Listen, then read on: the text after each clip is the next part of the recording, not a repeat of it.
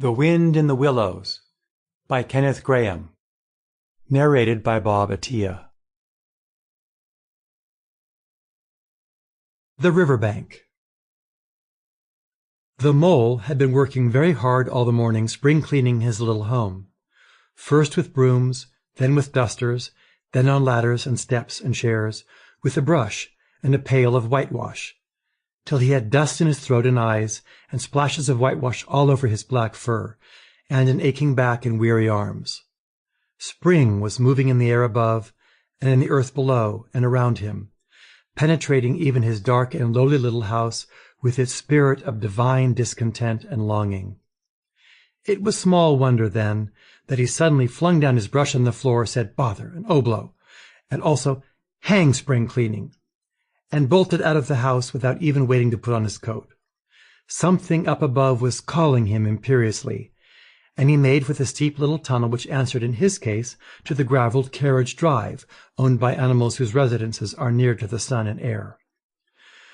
So he scraped and scratched and scrabbled and scrooged, and then he scrooged again and scrabbled and scratched and scraped, working busily with his little paws and muttering to himself, up we go, till at last, pop, his snout came out into the sunlight, and he found himself rolling in the warm grass of a great meadow. "This is fine," he said to himself. "This is better than whitewashing." The sunshine struck hot on his fur, soft breezes caressed his heated brow, and after the seclusion of the cellarage he had lived in so long, the carol of happy birds fell on his dulled hearing almost like a shout.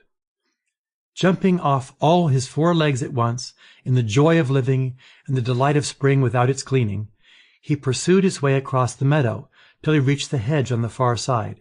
"Hold up," said an elderly rabbit at the gap. "Sixpence for the privilege of passing by the private road." He was bowled over in an instant by the impatient and contemptuous mole, who trotted along the side of the hedge, chaffing the other rabbits as they peeped hurriedly from their holes to see what the row was about. onion sauce," he remarked jeeringly, and was gone before they could think of a thoroughly satisfactory reply. Then they all started grumbling each other. "How stupid you are! Why didn't you tell him? Well, why didn't you say? You might have reminded him," and so on, in the usual way. But of course it was then much too late, as is always the case. It all seemed too good to be true. Hither and thither, through the meadows he rambled busily, along the hedgerows, across the copses, finding everywhere birds building, flowers budding, leaves thrusting, everything happy and progressive and occupied. And instead of having an uneasy conscience pricking him and whispering, "Whitewash," he somehow could only feel how jolly it was to be the only idle dog among all these busy citizens. After all, the best part of a holiday is perhaps not so much to be resting yourself as to see all the other fellows busy working. He thought his happiness was complete when, as he meandered aimlessly along, suddenly he stood by the edge of a full-fed river. Never in his life had he seen a river before, this sleek, sinuous, full-bodied animal, chasing and chuckling, gripping things with the gurgle and leaving them with the laugh, to fling itself on fresh playmates that shook themselves free and were caught and held again. All was a shake and a shiver, glints and gleams and sparkles, rustle and swirl, chatter and bubble. The mole was bewitched, entranced, fascinated.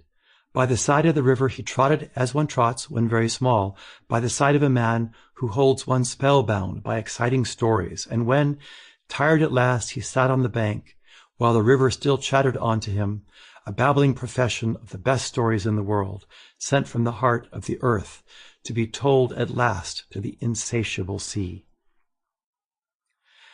As he sat on the grass and looked across the river, a dark hole in the bank opposite, just above the water's edge, caught his eye, and dreamily he fell to considering what a nice snug dwelling place it would make for an animal with few wants and fond of a bijou riverside residence, above flood level and remote from noise and dust.